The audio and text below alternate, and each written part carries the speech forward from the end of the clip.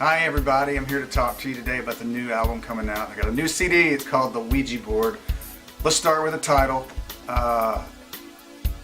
It really has nothing to do with the Parker Brothers game or the occult. Sorry to dash your hopes on that, but actually because I was using a lot of analog synthesizers for this record, the knobs and switches and programming and everything I do, I was thinking about it one day. I was like, you just never know where these synths are going to take you.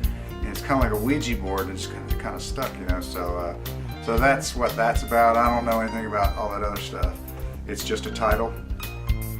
It's an exciting album in that we used just about all analog synthesizers.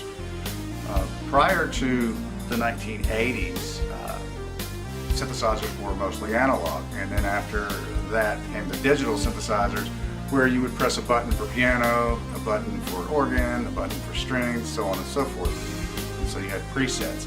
In the last 4 or 5 years or so, analog synthesizers have been experiencing sort of a renaissance or rebirth, and I've been stockpiling them and pulled out some of my other ones from years ago, and I thought it'd be fun to do a record. Now obviously I didn't have $5 grand to go drop on an Oberheim, so there was some analog modeling. I used an analog modeling synth for the Oberheim sounds, but for the most part it's all Moog, and the new Moog, specifically the Sub 37, is showcased on this record. And then I used the Arturia series, the Micro and Mini Brute series for the other leads.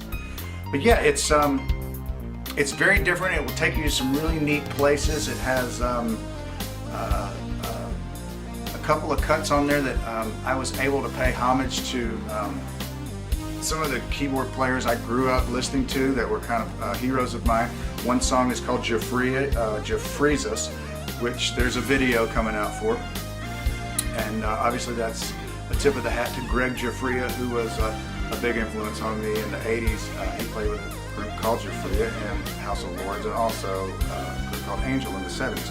So I used keyboard sounds and chord progressions that I thought he might use, which was kind of neat.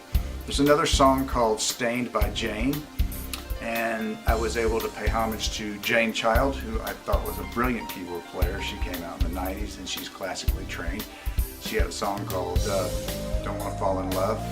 But I got to use a lot of the keyboard sounds and chord progressions that I thought she might use. So it was neat to kind of jump inside their head and translate how they affected me over the years.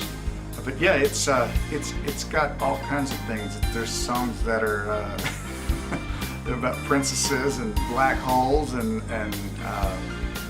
just all sorts of stuff. So yeah, there's something for everybody on it. There's a jazz tune, and it was neat to sit down and really push myself to come up with all these different solos. You know, soloing for 3 minutes, you can run out of ideas. Well, I did it 10 times on this record, 10 tracks. So it was a lot of fun to do. So check it out. It'll be on iTunes this spring, really soon. Also Amazon downloads and Sony Music downloads. So thanks for watching, and I hope you enjoy it.